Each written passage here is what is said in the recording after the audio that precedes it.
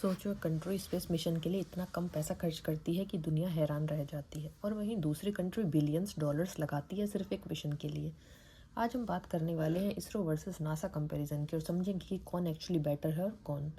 Space exploration आज के time के सबसे एडवांस फील्ड है। हर कंट्री चाहती है कि वो स्पेस में अपना नाम बनाए।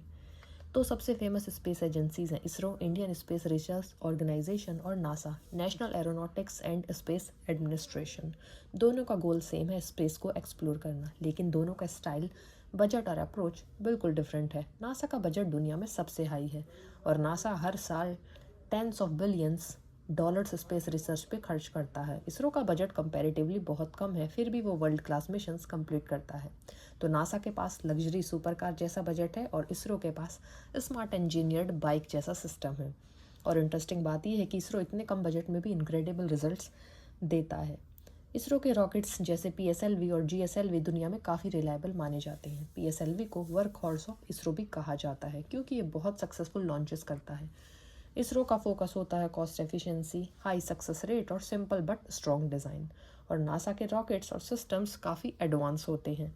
स्पेस लॉन्च सिस्टम और space x collaboration missions deep space exploration के लिए यूज़ होते हैं। नासा का मेन फोकस होता है powerful technology, deep space missions और high risk high reward experiments. Chandrayaan 1 2208 moon पर वाटर मॉलिक्यूल्स डिस्कवर किए इसरो ने, और चंद्रयान 3 2023 में साउथ पोल लैंडिंग सक्सेसफुल हुई।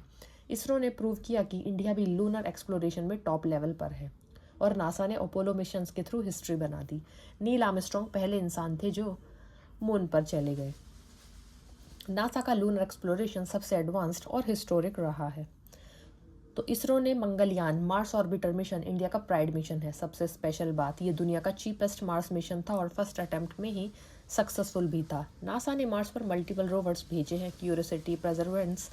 नासा मार्स सरफेस को डिटेल में स्टडी करता है और लाइफ के साइंस ढूंढता है। तो इसरो का मंत्र है डू मोर विद लेस। वो सिंपल डिज़ाइंस यूज़ करता है जो रिलायबल होते हैं और फेल होने के चांसेस कम होते हैं। और नासा का फोकस है cutting edge research, advance experiments and high and innovation. तो नासा ज़्यादा रिस्क लेता है और नई टेक्नोलॉजीज़ को डेवलप करता है। नासा इस फील्ड में काफ़ी आगे है। वोएजर मिशन सोलर सिस्टम से बाहर, जेम्स वेब स्पेस टेलीस्कोप और डीप स्पेस रिसर्च। इसरो भी अभी ग्रो कर रहा है, चंद्रयान मिशन, मार्स मिशन और फ्यूचर इंटरप्लैनेटरी मिशंस। नासा ने ह्यूमंस को मून तक भेजा है, और ISS इंटरनेशनल स्पेस स्टेशन पर लॉन्ग मिशंस चला रहा है। इसरो का अपकमिंग मिशन है गगनयान, जिसमें इंडियन एस्ट्रोनॉट्स स्पेस में जाएंगे। ये इंडिया के लिए हिस्टोरिक मोमेंट होगा।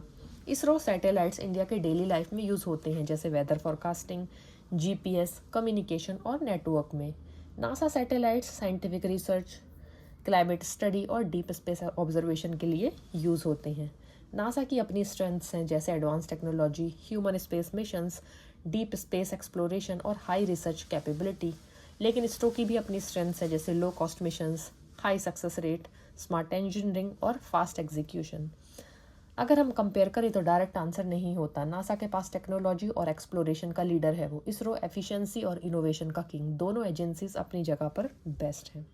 स्पेस एक्सप्लोरेशन सिर्फ रॉकेट्स का गेम नहीं है, ये इमेजिनेशन, इनोवेशन और डेडिकेशन का गेम है। इसरो ने दुनिया को ये दिखाया कि बड़ा बजट ज़रूरी नहीं है, स्मार्ट थिंकिंग ज़रूरी होती है। और नासा ने ये प्रूव किया कि अगर लिमिट्स को पुश करो तो इम्पॉसिबल भी पॉसिबल बन सकता है। तो फटाफट से जाओ, ऐसे ही स्पेस को जानने के लिए फ्यूचर एक्स साइंस चैनल को सब्सक्राइब कीजिए।